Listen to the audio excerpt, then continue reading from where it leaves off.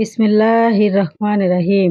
আসসালামু আলাইকুম প্রিয় বন্ধুরা। বন্ধুরা, জানো কি, এই বৃহস্পতিবারের দিনে এমন একটি আমল আছে যে আমল করলে আল্লাহ আপনাদের কখনো খালি হাতে ফেরত দিবে না। চলুন দোয়াটা কি জেনে নিই। এই বৃহস্পতিবারের দিনে কিংবা রাতে যে কোনো সময় অজু করে নির্জলা বসিয়ে খাঁটি মন থেকে আল্লাহর কাছে চাইবেন, দেখবেন আল্লাহ আপনাকে ফেরত দিবে না।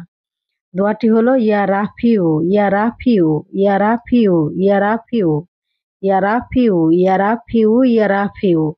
এই দোয়াটি, এই শব্দটি আপনারা বেশি না ৭ বার পাঠ করবেন আর মন থেকে আল্লাহর কাছে কিছু চাইবেন, দেখবেন আল্লাহ আপনাকে কখনো নিরাশ করবেন না। আর খাঁটি মনে যদি আল্লাহর কাছে কোনো কিছু চাওয়া যায় মন থেকে, হৃদয় থেকে, আল্লাহ তাকে কখনো ফেরত দেয় না।